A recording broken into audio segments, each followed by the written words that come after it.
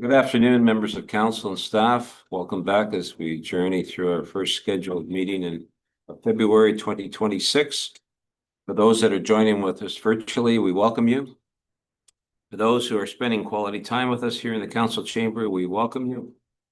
We ask that you please ensure that your communication devices are either shut off or placed on vibrate. Well, this past weekend, we certainly got a reminder of what some of us experienced prior to global warming. That is what we call an old-fashioned winter weather. Much has already been said about our staff, our support staff, EMC, our neighbors, and even residents that pitched in to help us get through the storm. I'd like to recognize the efforts of one of our councillors and his family who kept the doors open for those that were stranded and welcomed them to his home. We thank you, Councillor Van Claveren, for doing that. Very much so. Thanks. Well, yesterday, as many of you are aware, we celebrated Canada's Agricultural Day, marking the 10th anniversary of this National Day of Recognition. While Canada's agricultural legacy goes back generations, this milestone highlights 10 years of formally honoring the hardworking individuals who bring food to our tables and the incredible contributions of agriculture to our nation's prosperity, health, and well-being. For those of us who are very familiar that agriculture is one of our #1 industries in Lambton County, especially in Plympton-Wyoming. And we thank those that work day in and day out in our agricultural field. This meeting will be streamed live and recorded for public viewing on the town's YouTube. We acknowledge that this land on which we are gathered today is part of the ancestral land of the Chippewa, Ottawa, and Potawatomi peoples, referred to collectively as Anishinaabe. It is through the connection of the Anishinaabe with the spirit of the land, the water, and air that we recognize their unique cultures, traditions, and values. Together, as treaty people, we have a shared responsibility to act with respect for the environment that sustains all life, protecting the future for those generations to come. Council, I would remind you at the appropriate time, if you have a pecuniary interest, to please declare it. So let's go to item 4.1. I have a motion by Councillor Basie, seconded by Councillor Bojan, that the final Parks and Recreation Master Plan for the town of Plympton-Wyoming, prepared by Monteith Brown Consultants, be received and approved. At this time, I'd like to welcome Dennis and Jane from Monteith Brown to do our presentation. Dennis, welcome back. Jane, it's nice to have you with us this evening. Good afternoon, Mayor, councillors, staff, and those listening virtually. My name is Dennis Kwan. I'm the Senior Planner with Monteith Brown Planning Consultants. Joining me is Jamie, and we are the team that the town has hired to prepare the Parks and Recreation Master Plan. So we're happy to be here tonight to present the final document. And so we have a short presentation where I will walk you through the planning process and highlight some of the key recommendations. And we're happy to answer any questions that council may have. So the Parks and Recreation Master Plan, it's a guide for council and town staff to make long-term decisions over the next 10 years. So the master plan looks at a number of facility areas. It looks at indoor and outdoor recreation facilities, parks and trails, as well as service delivery. So to create the master plan, we looked at a number of key inputs that we considered in developing the master plan. We undertook community consultation. We looked at your community profile to understand who lives in the community now and who may be living here in the future over the next 10 years. We looked at key trends and best practices in recreation and parks. We reviewed your park and facility inventory. We analyzed your facility utilization data, as well as program data, and we reviewed background documents such as your official plan and your past council decisions to ensure that the master plan aligns with the decisions and the guiding documents that you currently have. In terms of your community profile, Plympton-Wyoming currently has a population of about 9,300 residents. And over the next 10 years, you're expected to grow by about 29% to about 12,000 residents. with the majority of growth we anticipate will take place within the Kamlaki and the surrounding area. The population is also aging, but we also know that over the planning period, we can expect that all age groups will experience varying levels of growth as your town continues to attract younger families. Plympton-Wyoming's median household income is also higher compared to Lansing County and the province, but we do know that not everyone falls in this bucket. There is a proportion of your households that are considered low income or financially challenged. So what these statistics mean for the master plan is that your community is growing, it's changing, and there's a need to ensure that there's a variety of parks and recreation opportunities for all residents, regardless of where they live in the community, what their age is, their interest is, and what their ability is, which we've considered in developing the master plan. So we undertook a number of community consultation initiatives to ensure that we had as many opportunities as possible for people to provide input if they wanted to get involved. So we worked with town staff on a public awareness campaign to promote the master plan and promote ways to get involved. We met with the Parks and Recreation Committee. We had a community survey, as we also met with stakeholders, with members of council and town staff. And those inputs fed into the master plan development. And once we had that draft master plan available, we went back out to the public to get their feedback and test the recommendations. So we met with the Parks and Recreation Committee again. We held an in-person public feedback session. And that was in person here in council chambers, but we also engaged stakeholders and the public virtually as well for anyone who may not have been able to come into the in-person session. And again, we have tonight's final council presentation. So in terms of what we heard that local organizations are a strength of the community. We heard that they provide the recreation programs as well as some services. But we also heard that there are opportunities to strengthen communication and collaboration with the town. We also heard that the town's outdoor recreation facilities and infrastructure are aging, and that there is a desire for public investment in these amenities, particularly with the outdoor pool, with playgrounds and sport courts. We also heard public requests for more or enhanced facilities, again, for playgrounds, for outdoor sport courts. We heard requests for splash pad, for trails, as well as for volleyball courts and things of that nature.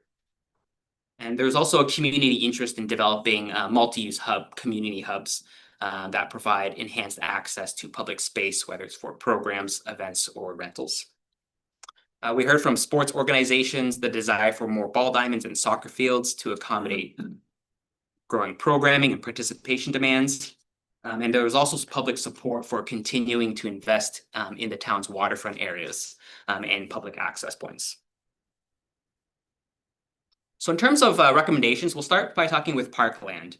So the town currently provides a parkland service level of about 2.6 hectares per 1,000 residents.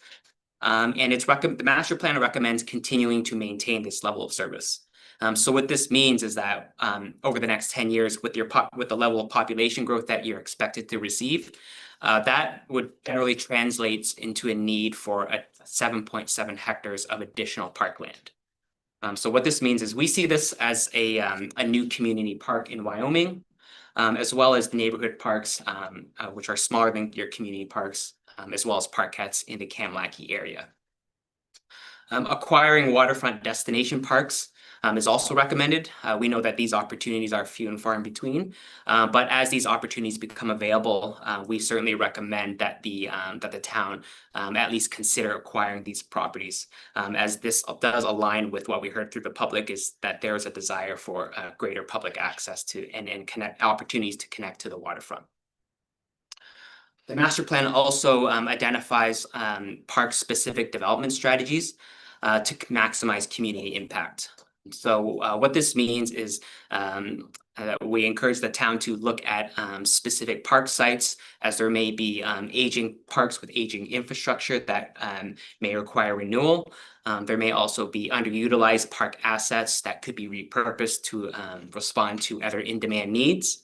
Or there may also be instances where you have parkland duplication, which is when you have instances where you have two parks serving the same neighborhood. But ultimately, whichever direction that the town staff or council chooses in terms of future park development, continuing to engage the public is certainly recommended to ensure that the overall outcome aligns with public needs, and getting the input of public will certainly be an important part of that process. Strengthening trail connections is also recommended in the master plan. Again, this aligns with what we heard to the public about strengthening active transportation opportunities. There's recommendations that speak to constructing designated pathways within your parks to connect on-site amenities. And this is really to increase accessibility as well, which is something that we heard through the consultation process. Establishing recreational trails and sidewalks within future residential areas to connect to the existing network. Also addressing recreational trail gaps in your current network. So this includes extending Reese's Corner Trail towards Kamlaki, extending the Lakeshore Road Trail to Kamlaki as well, and closing gap areas along your key routes along Queen Street, Fleming, Egremont, and Bellman. In terms of facility recommendations, we'll first start with talking about the Kamlaki Community Center. As we recognize, it's an important indoor community space, but at the same time, it was determined that it is underutilized. So in terms of the short-term recommendations, we do identify enhancements, including replacing the flooring with something more durable with a hard surface that's multi-use, removing the mirror walls, removing the stage, and consider replacing it with a removable or portable unit, as well as upgrading the audio equipment. So these recommendations really aim to create a more flexible multi-use space for community programs and rentals. Over the long term, it's recommended that a new long-term vision be established for the community center. So this would involve replacing the current facility with a new modernized community center. So this would include things like a large flexible multi-use space with high ceilings and durable floors, as well as a support space such as a kitchen, as well as a multi-purpose program room and space for a library and museum to replace the current standalone building that's also currently on site. As a part of the long-term vision, the master plan also recommends reconfiguring the outdoor space at Arnold Minelli Park. So this involves reconfiguring the ball diamonds and consolidating and modernizing the park buildings, as well as updating the existing facilities such as the playground and incorporating new amenities, including a splash pad and courts for tennis and pickleball. The master plan also speaks to a long-term need for additional ball diamonds. So we see this being something that would be located at the new community park in Wyoming. But before any new ball diamonds are built, it is recommended that the town monitor ball diamond usage, including tracking when games happen, when practices and tournaments happen, as well as tracking your participation data. So once the town has this information, it'll be important to reassess ball diamond needs and confirm that it is in fact additional ball diamonds are needed prior to building any new facilities. Relocating the ball diamond from Centennial Park to the new community park in Wyoming is also recommended. So this aims to create a multi-diamond site, which is beneficial for hosting games and programs and tournaments. But this also provides an opportunity that opens up Centennial Park for a new use. A soccer field is one of those potential uses that could go in the Centennial Park once that ball diamond has been relocated. But the soccer field could also be one of those facilities that could be located at that new community park as well. But these are both more the long-term recommendations that would be something that you would need to monitor to confirm that that is something that is in fact needed before anything takes place. Creating a plan to rehabilitate the Wyoming Pool Support Building is also recommended. We know that the town has been working on revitalizing the pool, and over the planning process, there will also be a need to update that pool building. The master plan also speaks to constructing new park amenities to address gaps and population growth, particularly within Kamlaki. So this would include a splash pad, racket courts for tennis and pickleball, sport courts for basketball and ball hockey, as well as a skate park and playgrounds. In addition to constructing new, it'll also be important for the town to continue to maintain what you currently have. So replacing your aging park infrastructure will also be an important part of the master plan process, or the master plan period. So this includes updating and renewing sport courts, as well as playgrounds. And on a case-by-case basis, there may also be opportunities to remove underutilized amenities that are no longer needed, or to address service duplication. At Lakeshore Community Park, the master plan also recommends relocating the sand volleyball courts within the park, but this really is to address a future parking lot expansion to alleviate some pressures that you're currently facing there, as well as it would help to serve the Lamrecton Park across the street as well. So in terms of service delivery recommendations, the master plan recommends that the town continue to monitor and review your internal staffing levels. So this is really to ensure that the town can respond to the growing population and the desire for increased levels of service. So this may involve expanding staff roles or adding staff. So the master plan identifies potential staffing considerations for a community liaison or a recreation programmer. Working with the community organizations, with volunteers and other partners as well to offer new or expanded to expand existing programs. So as the community grows, we can expect that there will be more expectations for recreation programs. So we recommend that an emphasis be placed on providing programs that are affordable, that are accessible for key age groups such as children and youth and older adults. And this also aims to optimize the use of space that you currently provide. Regularly engaging community organizations will also be important to improve communication, to understand what challenges that they're facing, as well as to work together to find ways to work better together. And increase awareness of parks and recreation opportunities. So what we found through the consultation process is there were residents that were engaged and were aware of things that were going on, but at the same time, we did hear that there are people who may not be aware of what's going on in the community. So general promotions recommended, making use of the town's website is recommended. We know that the town recently launched the website, which is great to hear. Increasing the use of social media, updating the community directory, as well as creating a digital community guide are some of the strategies that we identified. So the master plan has 49 recommendations to be phased in over the 10-year period. So we have an implementation strategy that identifies when recommendations should be implemented based on short, medium, and long-term timeframes.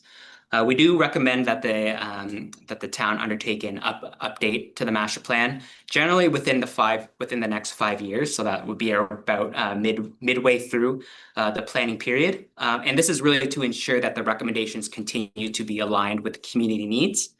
Over the next 10 years, there will certainly be new trends that will occur. Things that are popular now may not be popular in the next 5 years. And your population projections may need to be updated as well. So undertaking that review will ensure that your recommendations continue to be aligned with the community priorities and needs. So tonight, by adopting the master plan, you won't be committing to every 49 recommendations. You also won't be committing any funding tonight. So the master plan is a guide for staff and council to make your decisions. So at the appropriate time, staff will bring each recommendation forward to council to discuss and approve. And at that point, there may be capital and operating requirements that will need to be considered at that time. And additional analysis and public consultation may also need to be undertaken prior to any recommendation being brought forward. So we know that the town has limited financial resources, so we recognize that some of these recommendations they may be capitally intensive. So looking at a range of funding strategies will certainly need to be considered, including grants and working with partnerships as well will be an important part of the process. So with that, I'll turn it back over to the mayor and council for any questions. All right. Well, thank you, Mr. Kwan, for that in-depth presentation. We certainly do appreciate it very much. I'm going to go to my left. Any questions from council for Mr. Kwan or to Jane? Councillor Wilbett? Thank you for doing this. It's certainly gives us an idea what the goal of the next couple of years. Community survey, 220 responses. Is that normal to be that low? I mean, that's not very many responses out of 9,300 people. Was expected more. I know it was at the public meeting here and that, and there wasn't either. It was a little disappointing, to say the least.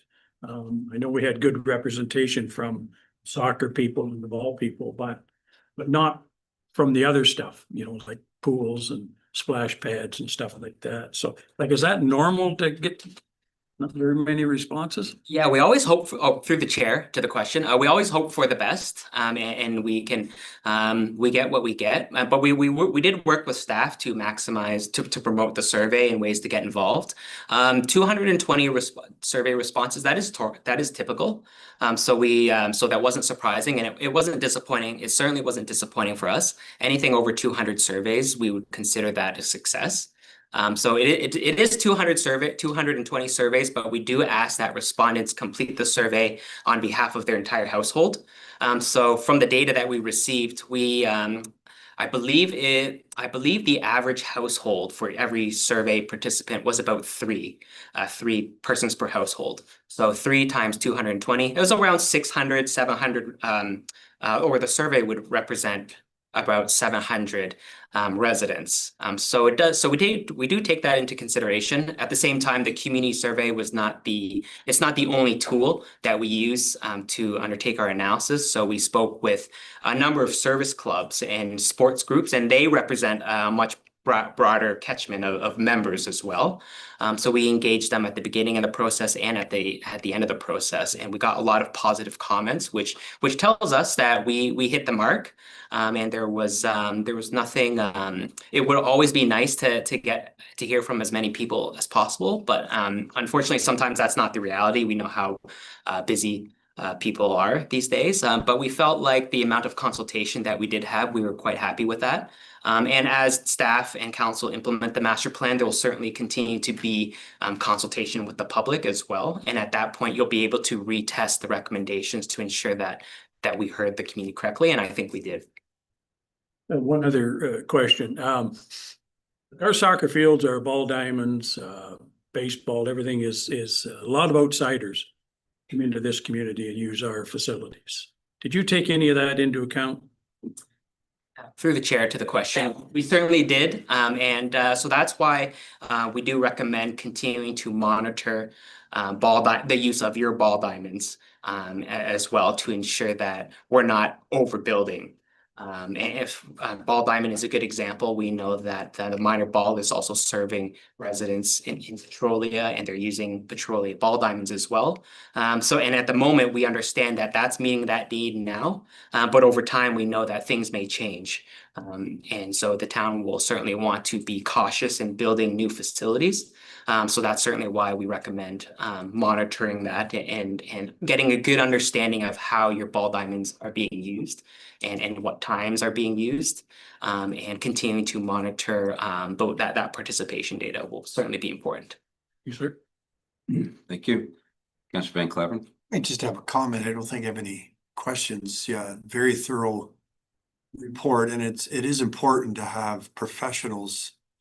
You're not only in our community, but the communities. And while we know our community, we know our people, we live here, we don't necessarily know the process like you know the process. So it's great to have a guide, because you qualified it as a guide, and that's certainly how I see it. Because obviously you don't have a crystal ball. You can provide a bit of a roadmap and all the parameters that we need to have in place. And then it's up to us and those around us to to land on the projects we definitely want to tackle, but it's good to see all the checks and balances that are there so that we don't miss things. I think that's kind of our biggest fear, is that something gets missed or somebody's not heard or something not seen. And so we really appreciate that. So thank you for that. Yes. It's all from you, Mr. Mayor. Thank you. Deputy? Yes, it's really good. When I first read it with the Parks Committee, I thought it was very ambitious. But now I've also learned that, yeah, it's ambitious, but that doesn't mean we have to install everything and do everything you do. And in 5 years, when we redo this plan or look at it again, at least that gives us an opportunity to see, you know, if we're headed in the right direction or not. So I've learned that much tonight. I didn't read that in here somewhere, but it's probably in there, is it? Yeah, okay. So anyway, can you tell me why you didn't include Lamrecton as a waterfront park? Through the chair to the question, I believe it is considered a waterfront park. Right.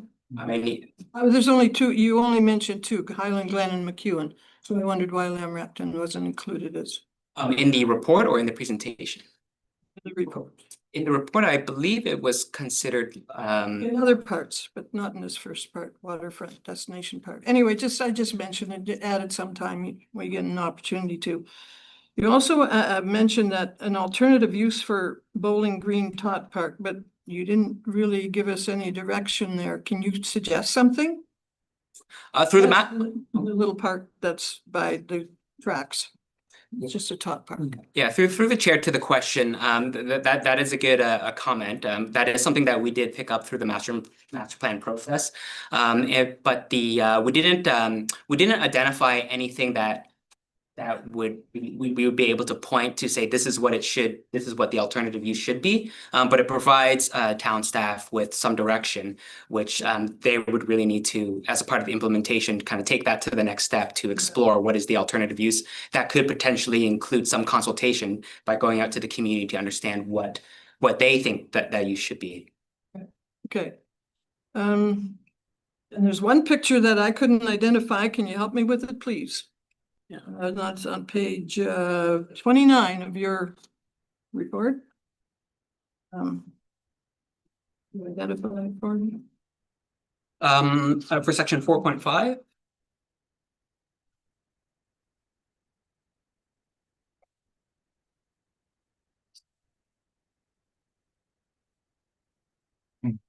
So it's got it here. 20. Through the chair to the question, that is Lamrecton Park. The one Nettie on the screen. Just a minute. Yes, that's the one. Yes, That's yeah. Lamrecton? Yeah, that is Lamrecton Park. Straight out. All right. Yeah, exactly. Okay, you've got all my wonders. Pass your test, that's good. And one more thing though. You want to integrate the library branch and the museum into one place. I can't agree with that one. I think like with sports seats going on in one building and then to have some cultural stuff going on in the same place, I think it would be distracting. So that's just my comment. You don't need to tell me I'm wrong or right. Thank you. That's all.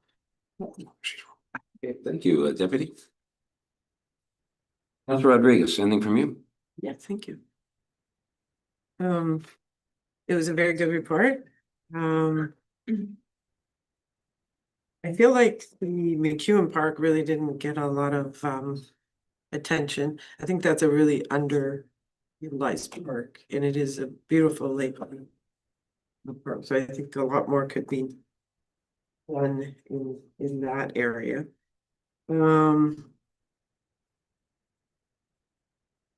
Also, the Sunset Acres parkland that was naturalized due to the partnership with the community and the town at the time. I get it, demographics change and everything, but I think it's also important to appreciate what's there now is a naturalized area, which I think there should be more naturalized areas. Just because of the geography that we're in and the migrating birds and wildlife and all that stuff. So I'd hate to see something like that disappear Just like we don't want to see farmland disappear for development. I think they're equally as important for our environment. Balance somewhat. Also, there's that new super school being built in Lambton Shores, and we'll be losing local school for our children, especially in that northern area or the lakeshore area. In the next few years, which is a real shame. That's but that might be a land that could be looked at in the next few years for consideration or more public space, maybe even your the dog park thing. So it's up for consideration, but I believe that land has no sewers and correct. But it's something to think about. That was, oh, my last question is a question. What is our actual population? Because every time I read something, whether it's a police report or bills or taxes or a wastewater plan, I swear to God, it's a different number each time. Do we actually know what our population is in Wyoming? I think our treasurer might have that answer. Maybe. She knows too, so, but. Sometimes it's 8,300, sometimes it's 86, sometimes it's 87, now it's 93. Mr. Samansky? The census is due this year. You will not have a formal number until you get the census. A lot of the estimates you've seen through the housing, the housing needs study, the Parks Record Plan, those are all calculations based on numbers that they guys through accounts, through taxes, through houses. So those are all estimated. So you won't have the actual true number until you do the census is made available later this year. It's just as quite a spread in the guesstimate, so. that's all. Yes, Deputy Clerk? Through your worship, the last census data is from 2021. And that's where the 83 comes from. So then all the other estimates are based off of that, since it is 5 years since that number was. Yeah, and I think the sign on the 402 is also a little low. The 402 one was based off of the 2016 census data. Yeah. All right, thank you, Councillor. Councillor Vasey. Yes, thank you. I have no questions, but just want to make the comment that we've been working with you guys for 8 months, something like that, that I was very pleased at the outcome. You listened to us. I was expecting you to come in and say, spend $50 million and we can have everything on here, which you didn't do, which was our first thing out of our mouths was, this has got to be affordable. We have to be able to plan for it. So it was very good. I would recommend you guys to everybody, because you're very good to work with. Oh. Dennis will be keeping that clip, won't he? All right, thank you, Councillor Vasey. Councillor Bojan. Thank you. Just a short comment along those same lines is I know there was a couple people from groups that gave feedback to me and I passed them on to you. And looking through the final, I can see that you incorporated their feedback. So just building on that, it's just, yeah, you did listen to not just us, but the community and the groups as well. So thank you. Yeah, and I can only echo Councillor Bojan that the reports I heard throughout the community that you were great to work with and very attentive to what the needs of our residents when they were talking to you. So thank you very much for that. Okay, Council, I'll go back to the motion by Councillor Vasey, seconded by Councillor Bojan. The final Parks and Recreation Master Plan out of Plympton-Wyoming, prepared by Monty Brown Consultants, be received and approved. All those in favor? That is carried. Thank you very much.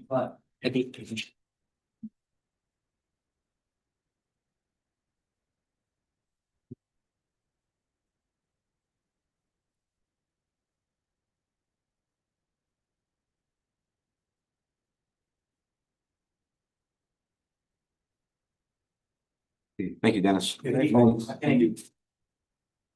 Okay, Council, let's go to 5.1. Business arising from the previous minutes.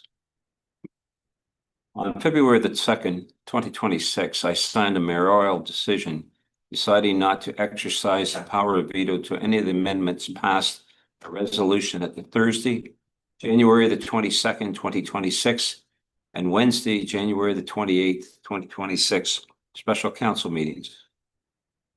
As such, the 2026 mayoral budget with amendments has been deemed adopted. Council passed amendments to the 2026 mayor's budget totaling $91,723.64, of which I did not veto any of the amendments. The adopted 2026 budget reflects a 2.5% tax increase, which equals an increase of $18.46 per $100,000 value of assessment. Council also passed bylaw 2 of 2026, being a bylaw to set the water sewer rates for 2026 with a 3.6 increase for water and a 4.4% increase for sewer. Once again, I would like to thank the town staff for their hard work and dedication in helping me prepare the budget. I also commend council for their exceptional teamwork, commitment to the community. By working collaboratively, council and staff have brought forward a budget that supports the community's continued success while maintaining strong fiscal responsibility. Thank you, council. Okay, let's go to item 6.1, moved by Councillor Van Claveren, seconded by Deputy Mayor McEwen, that the minutes be adopted by council and those confidential minutes of the closed sessions. Council remain confidential and restricted from public disclosure in accordance with the exemptions provided in the Municipal Freedom of Information and Protection of Privacy Act. It would be the January 26, 2026 special council meeting minutes for budget considerations. January 26, 2026 planning council meeting minutes, as well as the planning closed council meeting minutes.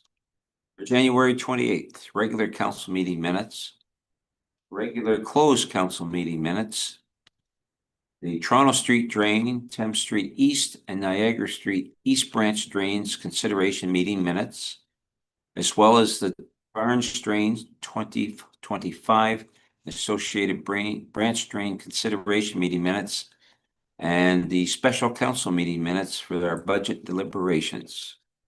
Council, you've had an opportunity to review those minutes. Are there any questions?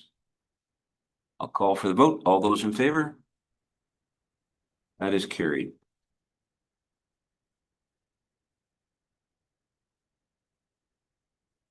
Okay, item 6.2, a motion by Councillor Rodriguez, seconded by Councillor Vaizey, that the minutes be adopted by council and those confidential minutes of the closed sessions remain confidential and restricted from public disclosure in accordance with the exemptions provided in the Municipal Freedom of Information and Protection of Privacy Act. It would be our November the 10th, 2025 Fire Executive Committee meeting minutes and our December the 1st, 2025 Special Events Committee minutes. We have our Chair of the Fire Board and our liaison to special events here. If there's any questions. Hearing none, I'll call for the vote. All those in favor? That is carried. Okay, 6.3, Deputy. Yes, sir. We'll start with Mr. Van Claveren and he'll tell us how he stayed home from a nice dinner at our special. That was almost criminal, but thankfully, our mother hen on council brought me a meal and I did indeed get to enjoy it. So, man, the reports I've heard about this high class event is over the top. So, but I'll get to my report. Yes, okay. Well, aside from many drainage projects that are being represented, even some on this agenda, the Atlantic County Historical Society is having their very first meeting of 2026 at the Oil Springs United Church on March the 26th. And that is then followed in April here in Plympton-Wyoming. Date and location to be announced. And that's it for now. Thank you, Mr. Wolvett. Environmental Committee meeting, I'll leave that one to Alex to talk about. We had the Farm Safety's annual general meeting at the United Church there in London Line in Sarnia. And we had the honor of the mayor attending and we really appreciated that, as did the committee. We elected a new executive. Harry Van Weeren will be the new chair of that committee. You're not, we'll end it there. What did you do during our storm event? Just Stormy stayed, event? just stayed home and Cozied up, yeah, yes. good boy, me. Absolutely. We don't need the details. The dog? Okay, Ms. Rodriguez, what did you do during the storm event? You cozied up to the dog, is that what? I spent most of the time unburying myself as well as some of the neighbors, so I did a lot of plowing. And we had some great people in that community who had their own, we didn't see a snowplow till Sunday morning. But luckily there's some people in the neighborhood who had some tractors and backhoes, which I believe they were breaking down, trying to carve through the drifts, but the community came together and did really well. It was really nice to see. Any other special events? Well, we did have a fire meeting. I expected Jared to talk about it, but he didn't. And then I have an upcoming conservation executive meeting tomorrow. And then our annual general meeting is next Thursday in. Right. So is that a If good somebody's coming. sort of planning on? No, it's free food. It's not the food that I'm so concerned about there. It's maybe, do we get a chance to complain about them changing all these regions?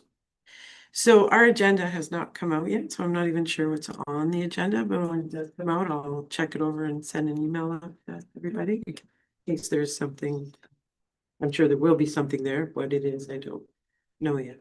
So Thanks. So Basie, Yes, well, as you know, we attended the Fireman's Ball on Saturday. It was extremely well put on. It was, for the first time, I thought it was very well done. My wife thought it was excellent and her purse fell open and made fortunes. I'll be going next year. No, it was very well done. And we also had the special events committee had a meeting for Christmas in the Village, like a wind up, which went well, I thought. 99% of our problems are the fact that we're too popular. So traffic wise and moving people and that, so it's on the radar for next year to, like I say, make improvements on it, but it went well and that was it. and now I'll go to our waiter. Alex, Yeah, a little more stressful on my end trying to serve all of you. server at the Fireman's Ball. Yeah, no, yeah, and thank you everybody for the support. The association was very happy with how it turned out. Other than that, we had special events last week. They've started finalizing their dates for this year's events. And then, of course, there was talk about the 25th year event that the town is supporting through the events committee as well. And I believe this coming Monday, the following Monday, there's a meeting with staff, community groups, the events committee, just to try to start hammering out direction for the event as well. Like Councilor Levette said, environmental services met last week. There was a few actually really good reports in there, but of a particular note was the Reese's Corners wastewater servicing study. There's a draft report from Paul and Jacobs on that. Again, just a draft, but there's some numbers in there. It's a good document to read through if you haven't already. Mr. Mayor. Thank you, Deputy. Last little while, we had the meeting with county council to work on our budget. I attended the environmental meeting and I was honored to attend the farm safety AGM. And Mr. Harry Van Reen, as Councilor Wolvette has said, is now the president or the chair of it, and he does sit on CLAC, which I chair for the county as well. Can't say enough about the EMC on how the community came together on Saturday. And we had a bunch of tired firefighters at the gala ball, but they did an excellent job. And again, the server that we had, he did okay too. So Councilor Wolvette looked really good all dressed up. He didn't. He looked really dapper. Better $100 shirt. Yeah, I understand. His wife told him to go get a shirt, right? Yeah. That's all that I have. Deputy, what about you? Well, thanks for dressing up, Mr. Bowman. No, just the report on the Fireman's Ball, that it was a fantastic event and Are you planning on doing another one, or has that been? There was a lot of us very tired that night, but I think the agreement was to do it again. So it was worthwhile, Definitely, yeah. even though it was on that significant weather event. Hopefully we can Thank plan, goodness they, hopefully we'll plan it better next year outside of the snow. yes, maybe try a different time of year. And, so I've got to report. I accept that our guys did a wonderful job on the clearing the snow and getting everybody, to the warming centers when necessary, and keeping Blue Point locked in for a while and. Nobody was complaining. No, they were all great. Thanks. All right, thank you. All right, council, let's go to item 8.1. I have a motion by Councillor Wolfett, seconded by Councillor Van Claveren, that the report prepared by Ryan Tamming, Drainage Coordinator, dated February the 2nd, 2026, regarding the Shea Ferguson drain tender be received, and that the tender from McNally Excavating Limited for $48,025, including HST, be accepted, and that bylaw 13 of 2026, taken as having been read 3 times, the mayor and clerk be authorized to sign the said bylaw accordingly. Any questions? Call for the vote. All those in favor? That's carried.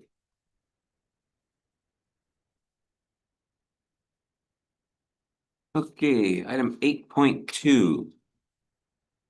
A motion by Councillor Bojan, seconded by Councillor Vasey, that the report by Aaron Kwarchuk, clerk, dated February the 3rd, 2026, regarding the potential council restricted acts period be received. Kwarchuk, anything to add to your report? Nothing to add, your worship, but I can. Okay. Any questions, council? Call for the vote. All those in favor? That is carried. Thank you, clerk. All right, then under item 9, nothing but added to correspondence in 10. For action required. All right, let's go to 11.1. Moved by Councillor Rodriguez, seconded by Councillor Vasey, that the correspondence items A and B related to recommended reading and routine approval and information items not otherwise addressed by resolution be noted as received by the Plympton-Wyoming Council and filed accordingly. Items A and B. Councillor Rodriguez. I'd just like to give a nod to A. It was an excellent presentation there of the events of 2025. Really well done, and see that they're so successful. Very much so. Move further. Okay, all those in favor? It's carried.